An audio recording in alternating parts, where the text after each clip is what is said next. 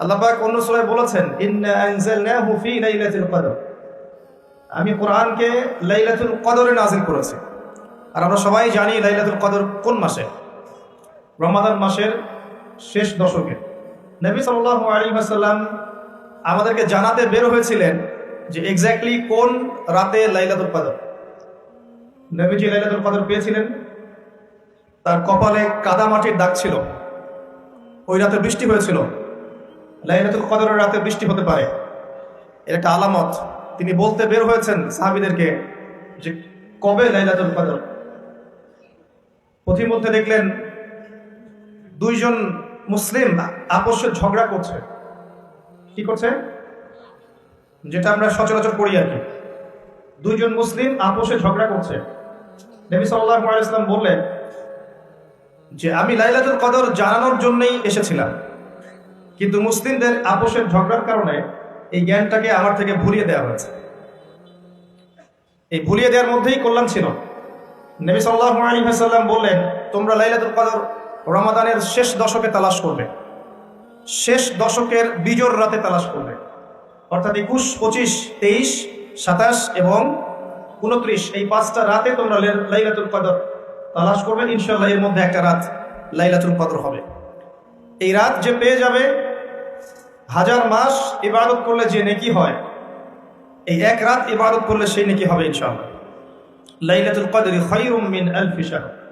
এবং এই রাতে কি হয়? তানাজ্জালুল মালায়েকাতু ওয়ার রূহু ফিহা বিইذনি রাব্বিহিম মিন কুল্লি আমর। এই রাতে ফেরেশতা মণ্ডলী আসমান থেকে নেমে আসেন পৃথিবীতে, এবং তাদের সর্দার হচ্ছেন জিবরাইল আলাইহিস সালাম।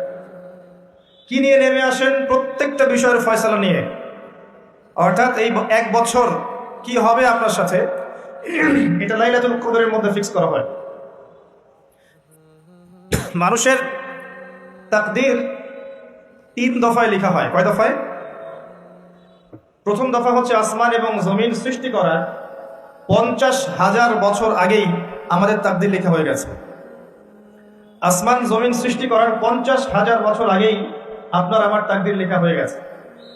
এরপর মায়ের গর্ভে যখন সন্তানের রূহটা আসে, 4 মাস 10 দিন বয়স বাচ্চার, তখন আল্লাহর পক্ষ থেকে একজন ফেরেশতা আসেন, রূহ নিয়ে আসেন। রূহটা কি? রূহ মানে কি? সায়েন্সকে জিজ্ঞাসা করেন রূহ মানে কি, বলতে পারবে? ওয়ায়াসআলুনাকা আনির রূহ, তারা তোমাকে রূহ সম্পর্কে জিজ্ঞাসা করে। কুলির রূহু মিন আমরি রাব্বি, রূহ হচ্ছে তোমার রবের আদেশ মাত্র, আদেশ। ব্যাখ্যা করতে পারবে না, কঠিন না তরল না বায়বীয়। আল্লাহর হুকুমে এসেছে, আল্লাহর হুকুমেই চলে যাবে, কোনো কারণের দরকার নাই। আল্লাহ যদি বলেন কুন ফায়াকুন, এর নাম রূহ। তারা তোমাকে রূহ সম্পর্কে জিজ্ঞাসা করে। কুলির রূহু মিন আমরি রাব্বি, বলো যে রূহ তোমার রবের আদেশ মাত্র। ওয়া মা উতীতুম মিনাল ইলমি ইল্লা কলিলা, রূহ সম্পর্কে তোমাদেরকে বেশি জ্ঞান দেওয়া হয়নি।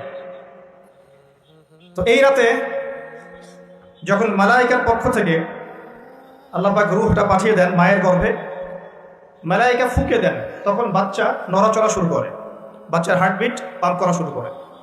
তখন ফেরেশতা লিখে দেন তার হায়াত, তার রিজিক, সে সৌভাগ্যবান না দুর্ভাগ্যবান, এবং তার পরিণতি কি হবে লিখে দেওয়া হয়। দ্বিতীয় দফায় তাকদীর লেখা হয়।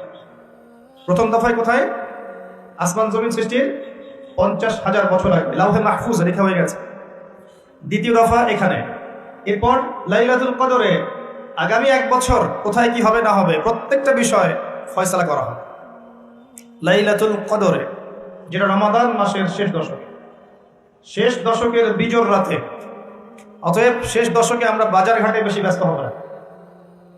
রমাদান আসন্ন, আমি কয়েকটা লেকচার এটা নিয়ে কথা বলেছি, তবে আপনাদেরকে স্মরণ করানোর জন্য আমি কয়েকটা কাজের কথা বলছি। রমাদান মাসের প্রথম কাজ হচ্ছে বিশুদ্ধভাবে সওম রাখা। শুধু খাবার ছেড়ে দেয়া, পানাহার ছেড়ে দেয়া, স্ত্রী সহবাস ছেড়ে দেওয়ার নাম রোজা নয়। এই কথাটাকে হজম করতে শেখেন।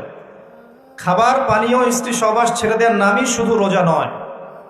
যতক্ষণ পর্যন্ত একজন রোজাদার আল্লাহ পাকের সমস্ত নিষেধ ত্যাগ না করছে, রোজা হচ্ছে না।